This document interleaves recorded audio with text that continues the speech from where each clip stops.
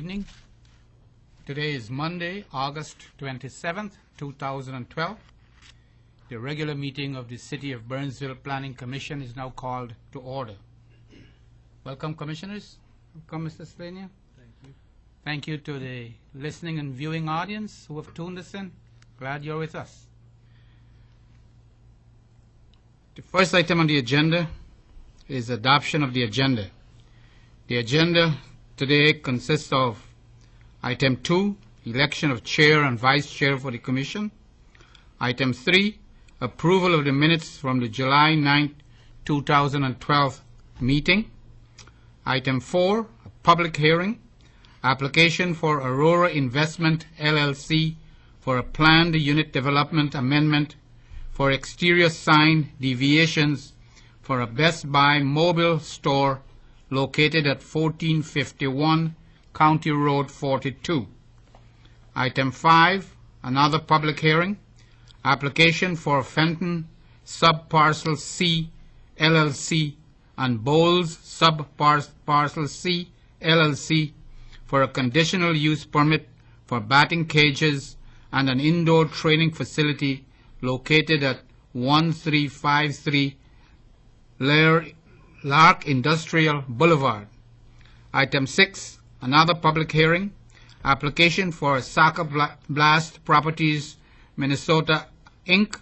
for a planned unit development amendment for an interim use for a fabric dome located at 3601 West 146th Street. Item 7, updates. Commissioners, any changes? None from staff. Do I hear a motion to adopt the agenda? So moved. Moved by Commissioner Corey, Seconded. seconded by Commissioner Julik. All in favor, please say aye. Aye. Thank you. Carried 5-0. The next item, 2, election of chair and vice chair.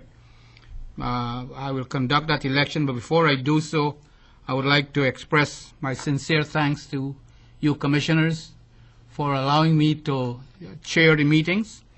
It was a great year as your chair. Thank you for your cooperation. You've been very gracious, very kind, and very cooperative, and I appreciate that so much.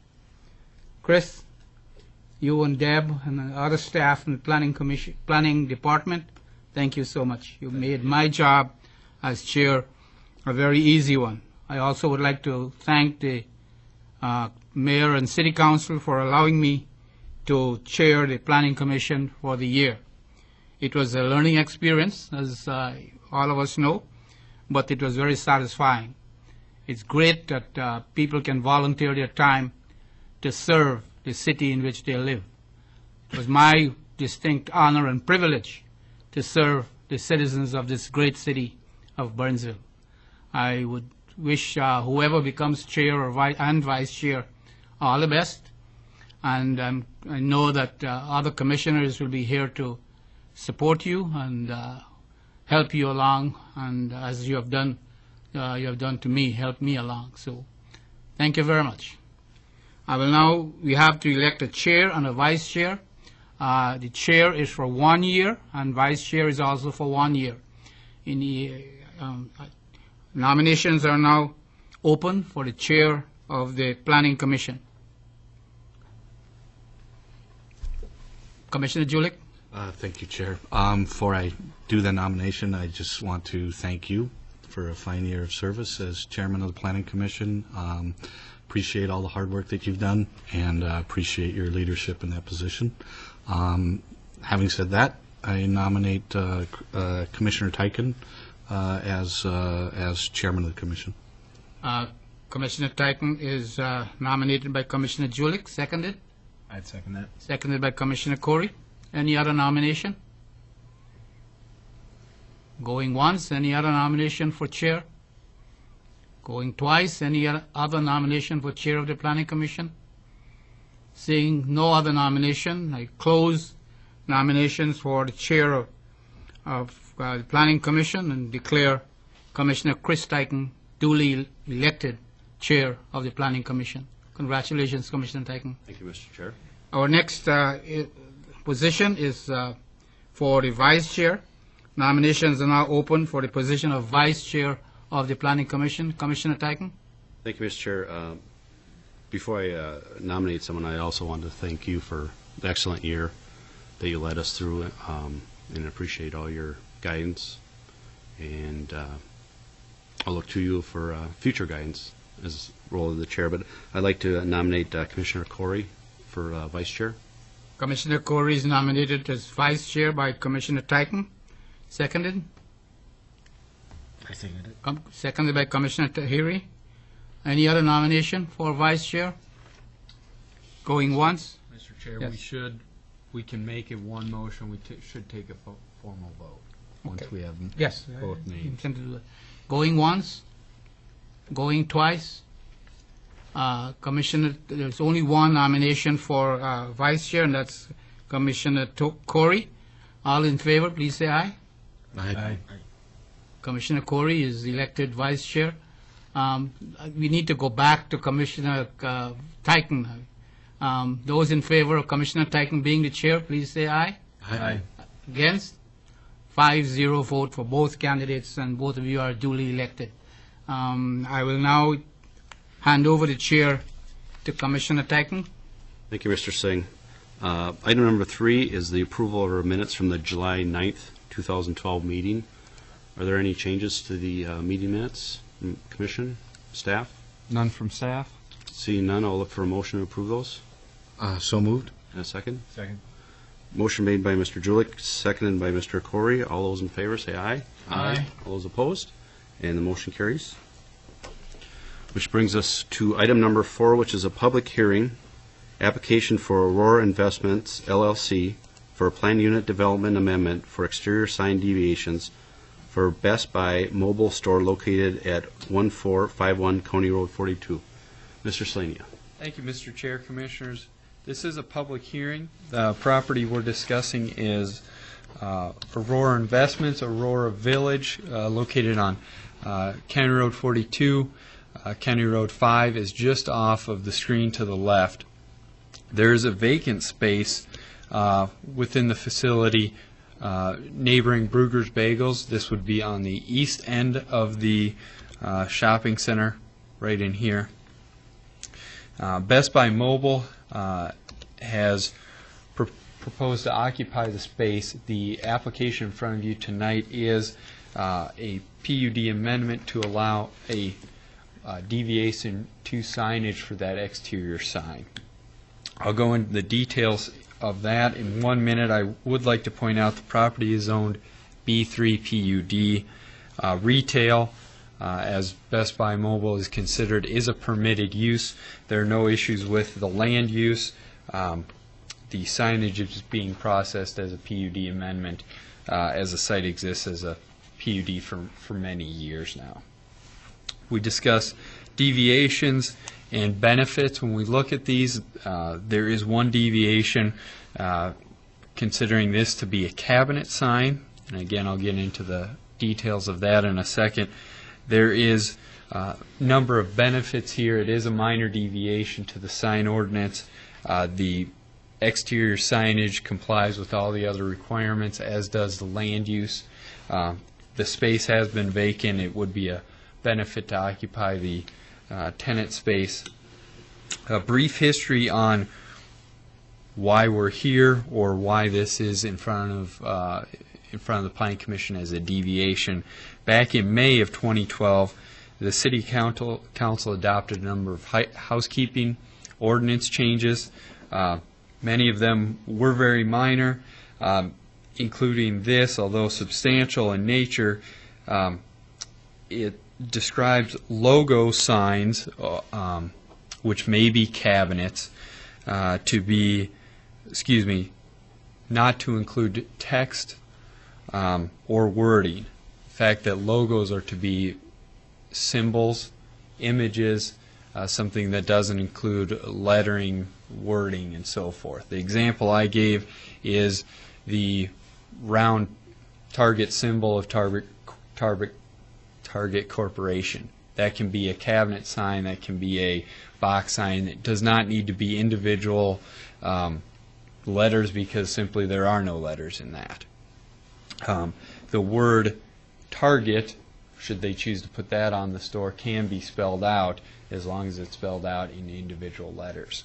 And in this situation, mobile is spelled out, white individual letters mounted to the raceway, mounted to the building. The yellow ticket is the Best Buy logo. In this situation, that logo contains text. More and more, especially at a staff level, we're seeing where logos are no longer an image or a symbol. They do include text. And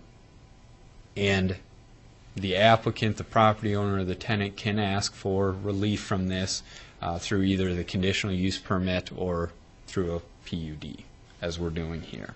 So it allows the tenant to put up that sign, but it includes another level of review, which would be the Planning Commission and the City Council. There are some minor changes to this exterior. A blue awning would go on here to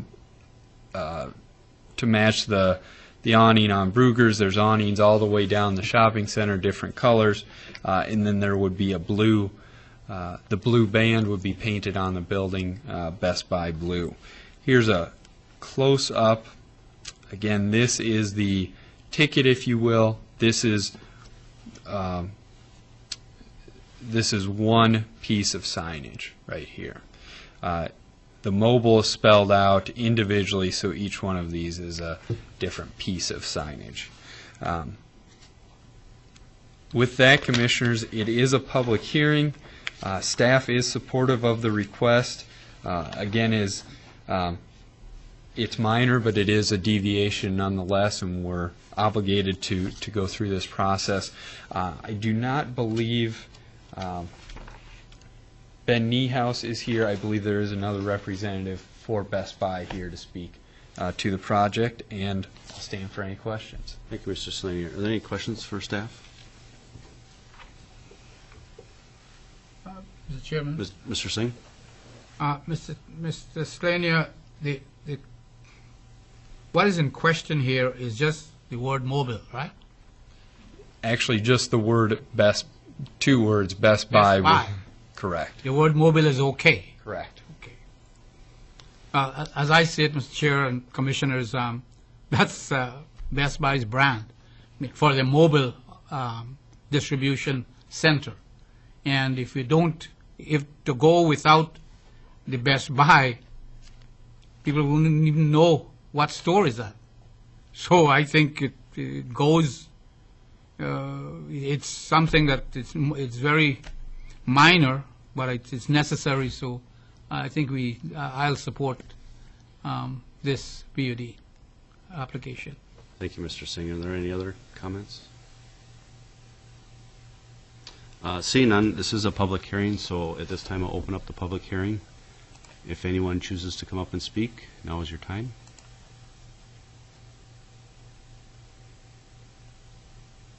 Seeing no one, I will close the public hearing and open up for further discussion. Mr. Corey? I guess I would just second basically Mr. Singh's comments. That is Best Buy's logo. It is their way of advertising and letting people know where their location is. So I think I will be supporting it, and I would encourage everybody else to as well. Thank you, Mr. Julik.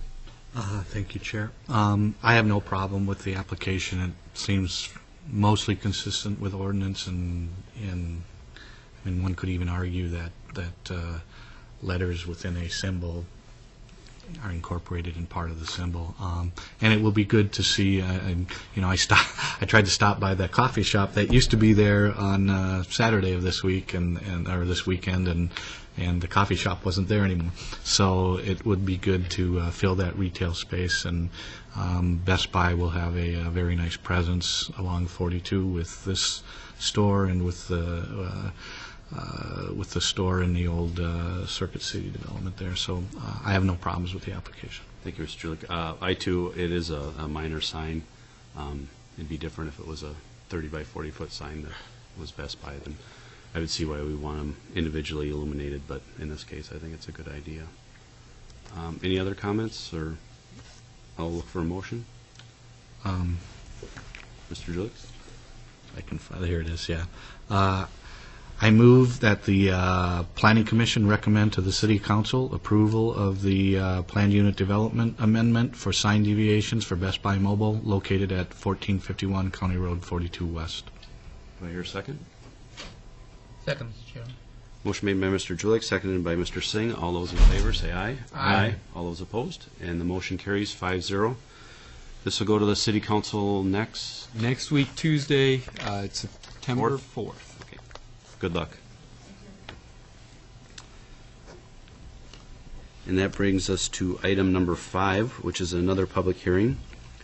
Application for Fenton Subparcel C LLC and Bulls Subparcel C LLC for a conditional use permit for batting cages in an indoor training facility located at 1353 Lark Industrial Boulevard.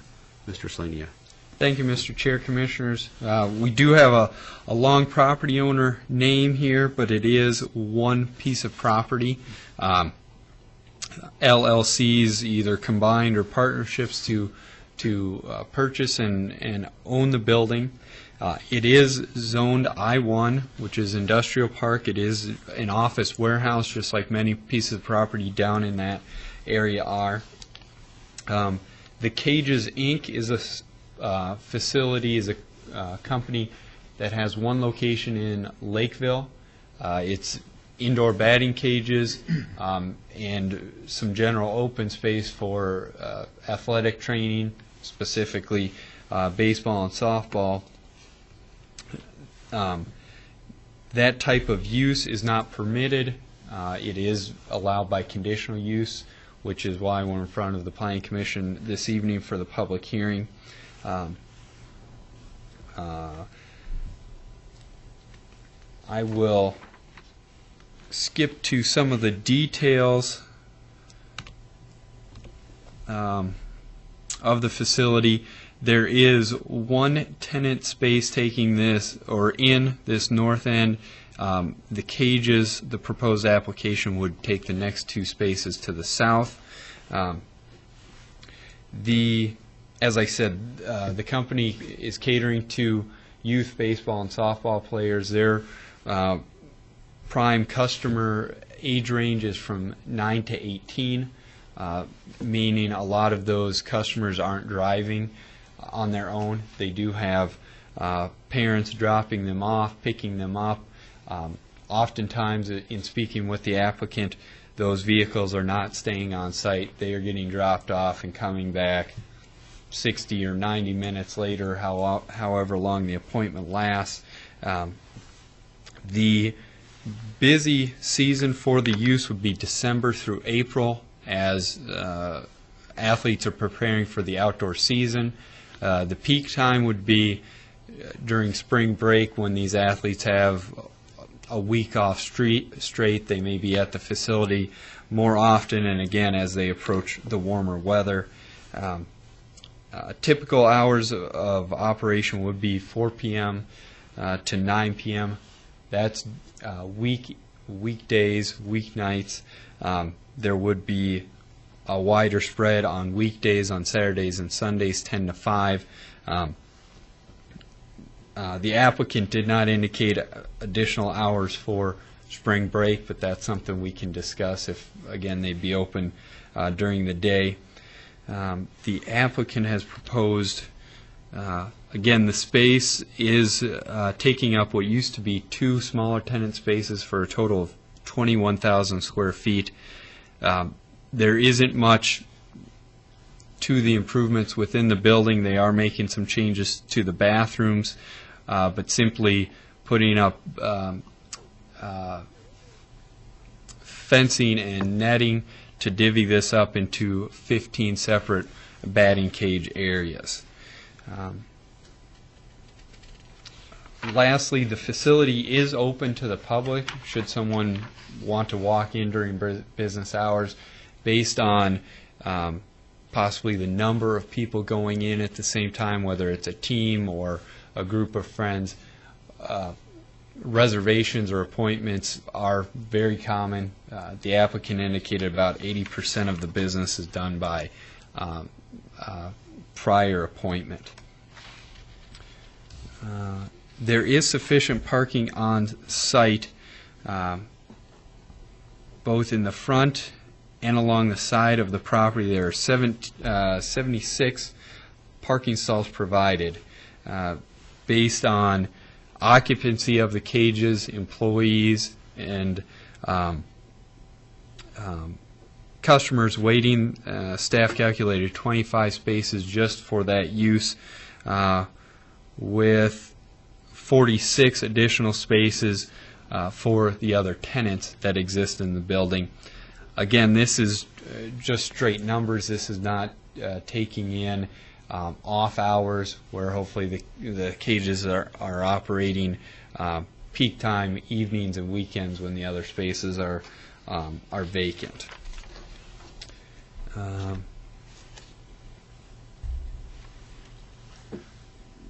The use is a good fit for the building. The spaces are currently vacant. There are no exterior changes proposed to the building, but for a sign that the applicant would put over their entryway.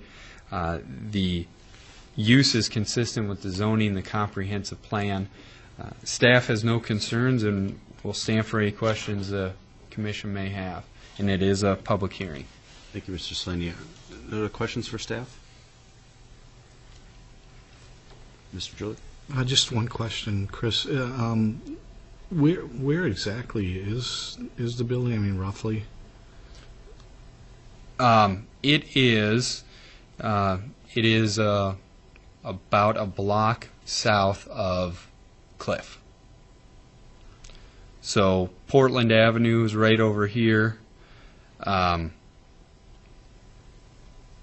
This is, let me get my bearings, I believe, certainly.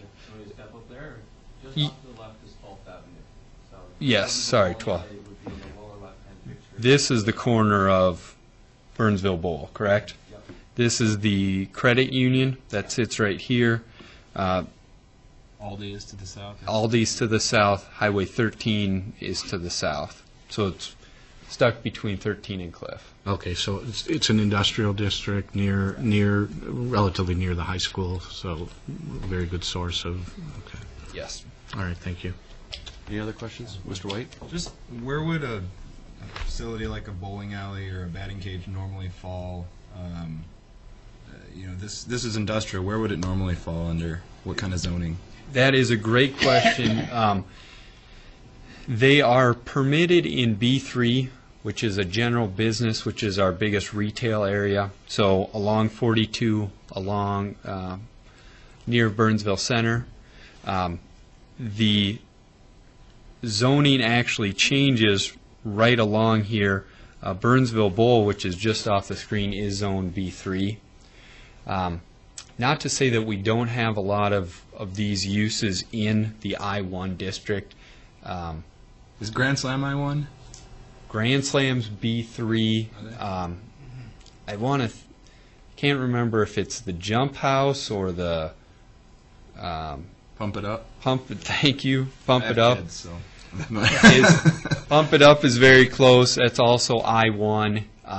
The Planning Commission looked at the indoor go-kart track. That was also industrial. Okay.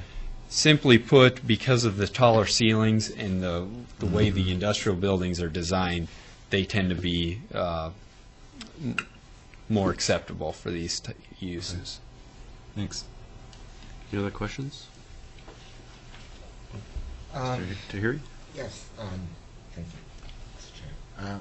I'm a little concerned about creating these kind of facilities, actually increase the drop-off and pick-up use. And I'm looking at the parking area. I don't really quite see how they accommodate the increase of drop-off and pick-up. My son used to go to this batting cage, and I could see a lot of cars line up for this use. So I'm just questioning how they accommodate Sure. that change. Staff has not gotten into details with with the applicant to that degree. All the front doors are located in this area. It would have to be something they work out as they go. If they worked with the property owner or the other tenants, it may be something they can do signage within the parking lot to make things flow more easily. Mr. Julik, did you have a question? Thank you. Yeah, it was related somewhat to circulation also, but it looks like if it becomes a problem, the lot is plenty large. There could be circulation added in the future. I don't, and given the nature of the use and the fact that most of the other businesses there will be not likely be operating at the time of max of peak use, and not overly concerned. Any other questions? Is the applicant here? The applicant is here. Mr. McDivitt is the owner-operator of the Lakeville facility. Okay. Mr. McDivitt, can you come up and just give your name and address for the record? Home address? Business address Oh, is fine. Okay. My name's Jack McDevitt, and the address is 1351 Lark Industrial Boulevard. I thought I'd just invite you up to give it a little plug for your new business that's coming to Burnsville. Gotcha. You're operating one in Lakeville now? Similar size, or? Yes, somewhat similar. I think we got mixed up in the communication process. We've actually closed on Lakeville one. We're moving solely to Burnsville, so we won't have a Lakeville place. We're moving just to Burnsville. And when do you anticipate opening up? October 1st would be the hope. Okay, thank you. Any Yep. questions for the applicant? See none, thank you. Thank you. And good luck in Burnsville. This is a public hearing. At this time, I'll open up the public hearing. If anyone has any comments, feel free to come up. And seeing no one, I will close the public hearing and open up for discussion. Mr. Singh? Chairman, I think this will be a great addition in our community. You know, when I was working, I was responsible for the after-school use of school facilities in 196, and I know the number of applications we get for facilities, especially in the winter. You're never able to meet all the demands. And to get this in our city, I think it will help the youths that are around and looking for something to do, especially those who have interest in the kind of sport that cages, the batting facility. I think it will be great.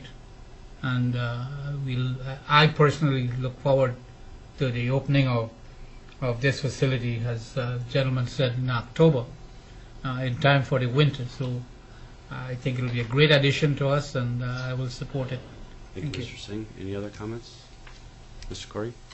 Thank you, Mr. Chair. I would second that also, and back when I was a little younger, I used to partake of these facilities, and typically I think they are in industrial areas because of the high ceilings and the need for a lot of space with batting cages, and with it being vacant, I think any time that you can occupy a vacancy and make use of a facility is good, especially if it doesn't really have any deviations of any kind and it meets all the criteria. When you look at the deviations versus the public benefit, I think obviously the public benefit is the winner here easily, so I'd be supporting it. Thank you. Anyone else? I too am in full support of this, and it's a great idea. As you mentioned, industrial parks are kind of the place to be for these types of operations, and I'm glad that you're moving from Lakeville to Burnsville and filling up an empty building, so I wish you luck. If I spoke a little prematurely. If this passes us in City Council next week, I wish you good luck. I'll look for a motion. Mr. Chairman, I'd like to move that the Planning Commission recommend to the City Council approval of the conditional use permit to allow batting cages and an indoor training facility located at 1353 Lark Industrial Boulevard. Thank you, Mr. Singh. Do I hear a second? I'll second. Thank you, Mr. Corey. Motion made by Mr. Singh, seconded by Mr. Corey. All those in favor say aye. Aye. All those opposed, same sign. And the motion carries 5-0. And again, this will go to the council meeting next Tuesday, September 4th, and I wish you luck. Thank you. Which brings us to item number 6. Looks like we're in the youth mode tonight. Another public hearing for application for Soccer Blast Properties, MN Inc., for a plan unit development amendment for an interim use for a fabric dome located at 3601 West 145th Street. Mr. Slania. Thank you, Mr. Chair. Commissioners, there is a significant amount of history here, which really is the backbone of the application. I'm going to go through that just briefly. The original conditional use permit for the Soccer Blast facility was approved in 1999. It was initially 2 fields, again, within an empty warehouse facility. The site became extremely popular. In 2004, there was a planned unit development approval by the City Council that allowed the property owner to inflate a fabric dome for 6 months of the year on some or half of the property. That allowed additional fields, depending on how it's orientated. It could be 1 or 2 or 3 smaller fields within the dome. There were a number of conditions on that, and staff is recommending that those stay in place. There are permits and inspections each year when that dome goes up. There are certain occupancy limits because of the dome being of a temporary nature rather than a standard construction method. The 2004 approval also had a sunset date of June of 2010, at which time the council requested that the dome be brought down permanently and replaced with a permanent structure or other options. The property owner was abiding by that. In June of 2009, the approvals came through for a permanent addition to that warehouse. Let me go to a visual aid. I apologize for the clarity of this. Here is the office warehouse building, the permanent facility. This is 145th Street. This is I-3, so this is the far west side of town, south of County Road 42. This is an image of the dome located on the site. The 2009 approval was not so much an expansion, but a connection of this primary building to another permanent building. It eliminated a number of headaches both for the city and the operator, and was supported by the Planning Commission and Council. That was just the same time we were going through economic and financial difficulties. The operator is having trouble seeking or getting the financial institutions on board. There were other issues that I won't get into, but it was just difficult to get that project done. As such, there was a 2010 extension granted for the dome, and which leads us to July of 2012. The applicant has had a number of those financial issues resolved. He is still looking to proceed with the permanent structure, but because of the late timing of the year at this point, we anticipate the dome would be up at least for the winter of 2012. I'd let the applicant address how far we would go after that. Staff is recommending a 2-year approval, simply put to avoid the property owner from being back here in 1 year if construction is not moving forward. Here are some images. The permanent structure on the site, the dome, And again, a site plan of the property. There is a stormwater pond on site, the permanent structure, and then the dome over here. These conditions mimic what was approved in 2010, and staff is supportive of the request. Thank you, Mr. Slaney. Other questions of staff? Mr. Corey? Could you explain, I know in reading this, there was negotiations on getting accommodations for parking. Could you maybe point out on that map where those are and how that was sorted out? That is a good question. I'll see if I can remember where they were. With the permanent structure, and this is really when it was generated in 2009, with the permanent structure, it gave the applicant the ability to hold more year-round activities, the ability to venture into other sports besides soccer, and staff had some concerns with parking. There is a substantial amount of on-street parking in the winter months when Soccer Blast gets busy. I believe there was an agreement with this property here, over here. Thank you. The property owner pursued cross-access and parking agreements with these two properties to alleviate the on-street parking. To be honest, much of the on-street parking is driven simply by habit because of the cold winter months when they are playing. People try to get as close to that front door as they can, and then thus are parking on 145th right here. The city has no plans to sign that no parking at this time, but if something ever came up, we want to make sure the property owner was secured with other spaces. Thank you. Any other questions? Mr. Singh? Thank you, Mr. Chair. Chris, condition 1, the temporary dome shall be limited to 180 days per year. Is that open? When I say open, I mean any 180 days? Start when and end when? It is open simply because of the season. Obviously, if it's colder earlier, that dome may go up a few weeks earlier, but once it's up, it's only allowed for a certain amount of time.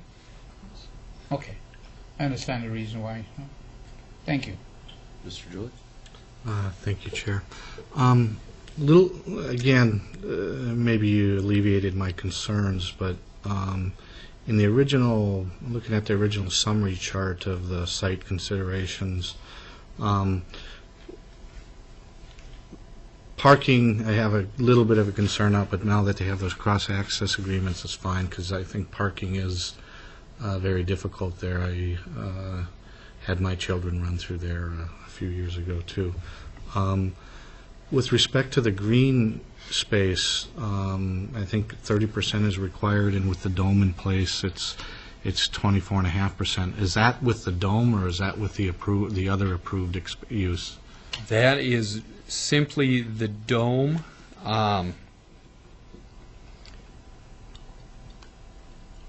Mr. Chair, Commissioners, I apologize. I don't. I believe there was a green space deviation granted with the permanent structure, because I don't believe they were at 30%. What that number is, I don't recall off the top of my head, but I don't believe with the permanent structure there they reached 30% either. Okay, and do you know? I know they had golf. I think they had golf at the facility. Is the golf still at the facility, or is okay? But the dome is targeted towards soccer. Oh, okay. All right. Okay. All right. Thank you. Any other questions? So, Mr. Slaney, how many times have they been back to extend this? This would be the second extension. There was one in 2010, and then this one. And the one in 2010 was, we were hoping they would build a permanent facility Correct. by now. Correct. And so now we're giving them another 2 years to hopefully they'll build a permanent facility. Correct. Okay. Correct. Thank you. Mr. Julik? One other question. Thank you, Chair. Chris, under what circumstances would the dome be allowed as kind of a permanent solution? I mean, you see them at, I think, some racket clubs, et cetera. I think there's one a little bit south in Lakeville.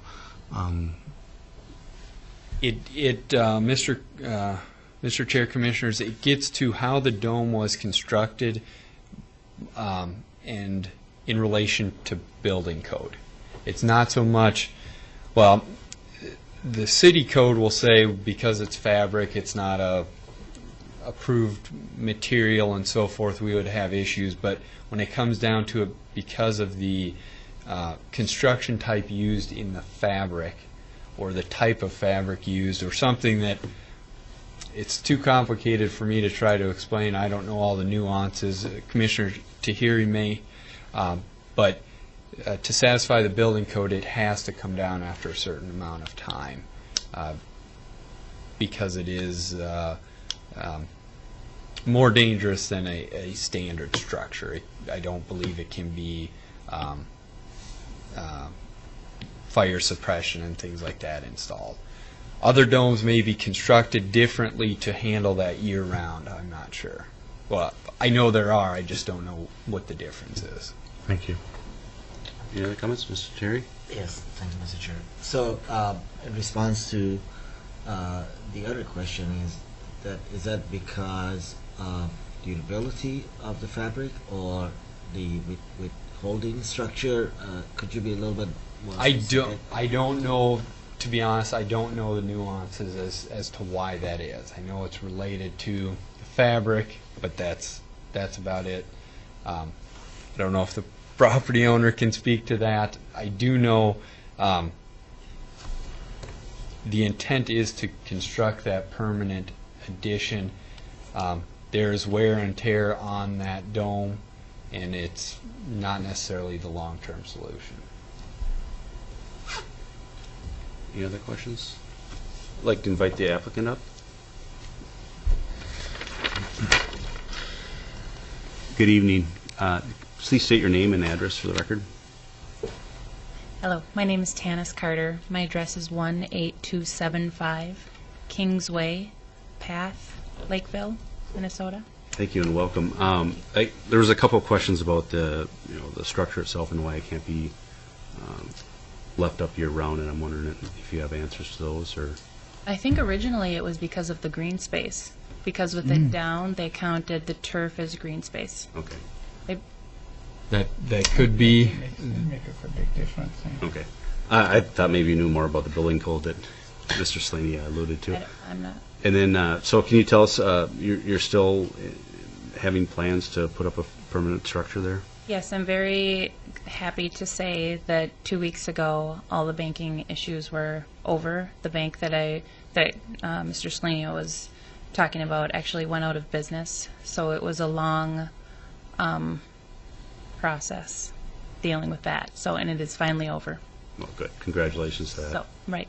But he was correct in saying that it was just it's just not enough time to be able to plan and do all those things. So, in addition, with the dome going up in Savage, I've got to look at those financial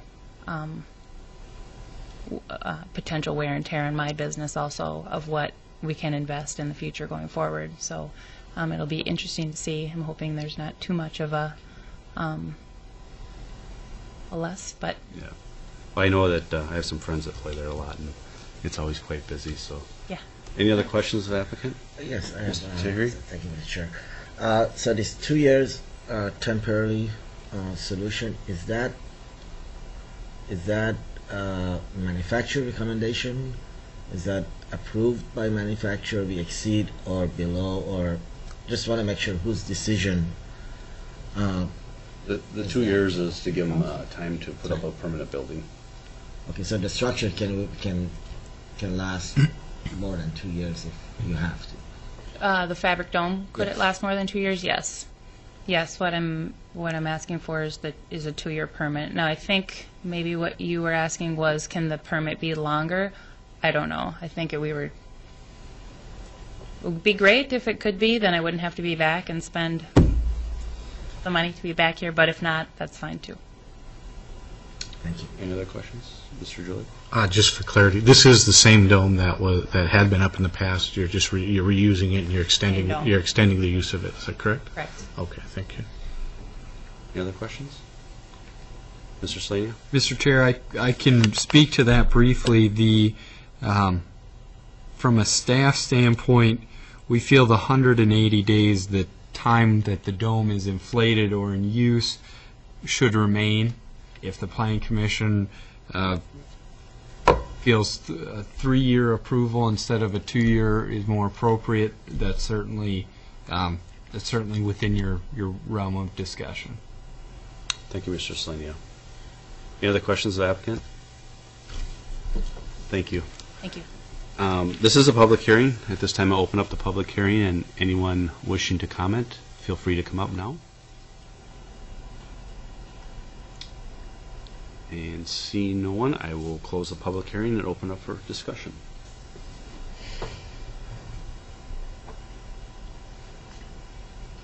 Mr. Julie. Personally, I think the Soccer Blast has been a great asset in the city of Burnsville. It's busy on the weekends, it's busy in the evenings on the winter, and a lot of traveling soccer clubs use it. They've got a lot of other options for just pickup leagues or recreational leagues, et cetera, for both adults and children. I think it's a great asset to the city. I personally don't have any problem with the dome or with the length of time that the not sure if the applicant has requested these specifics, or is this in the conditions, or if the city specified those, but the 180 days, the 2 years, I have no problem with it. And again, the applicant gives the applicant time to see what the competition from the West might take a bite out of her business, and make the decisions going forward. So I personally am in favor of the application. Thank you, Mr. Julie. Mr. Singh? Thank you, Mr. Chair. I join with Commissioner Julik in supporting this application. I know over the past 2 years a number of people who have used this facility, and just as I said in the earlier application, it provides a place for youth, and in this case adults, to go during the cold winter evenings. I think it's used a lot. You can always see people turning in there and parking. The street is always full, and I think it will continue to be a useful facility for our residents of Burnsville, and people come from other places too. I know one family from Rosemont that comes and uses that facility. So I think I'll support it. It's a good use, and hopefully they can get a permanent dome. But with all that's happening, and give them some time to straighten out all it. And she said that things are working out, so hopefully they'll be able to come up with a permanent structure. So thank you, and wish them well. Any other comments? Mr. White? We haven't really talked timing yet, I guess. Did anyone have any thoughts on going 3 years instead of 2, or even 2 versus 1, or I don't. Any other comments? I'll say what I think, just to put that on the table. I don't get a vote here, but I think we should go 3, just because it sounds like there's motivation to build. I don't think they're stalling on actually building the facility. So I would imagine they'll have it within 2, but I would hate to see them be forced to have to go back through the expense again if there were any unforeseeable delays between now and then. I mean, which is I think there's a high chance that could happen. So I guess I would say go to 3, just to try to help them out if there was a delay. Thank you, Mr. White. Any other comments? Mr. Singh? Thank you, Mr. Chair. I would support going to 3 if the applicant would like to have 3. I mean, if the applicant wants 2, I don't see why we should go to 3. She knows her situation. Of course, she can come back to us, and it can cost her some money. But if she says that she would like 3, I'll support what Mr. White, Commissioner White, is saying. Thank you, Mr. Singh. Any other comments? I Go, Mr. Julie. I don't have any problem with 3 years either, and I believe the applicant signaled 3. So I have no problem with that change to the conditions. I guess, part of me wants to keep it at 2, but I see that, competition and kind of the economic times we're kind of hopefully coming out of, maybe 3 years might be better. But it is a non-conforming building that we're allowing for 3 more years. And, our hope was to put some pressure on the applicant to get her to build a conforming building on that spot. It is a great addition to Burnsville, and I know people come from all over the metro area to play here. And with Savage building one, they obviously have seen the success that she's had in her business, and is trying to mimic that or maybe steal some of that away. But frankly, I know that place is. I know a lot of people that play there, and it's usually really packed. So I'm hopeful that Savage won't will just be another place to play and not take away any of her business. But I'll go with 3 if that's what the rest of the commission is willing to do. Mr. Corey? I don't have Mr. Chair, I don't have a problem with 3 either. Okay. Do I hear a motion? Mr. Julie? I move that the Planning Commission recommend to the City Council approval of the planned unit development amendment to allow a temporary dome as an interim use permit for the site located at 3601 West 145th Street with the following conditions. The temporary dome shall be limited to 180 days per year.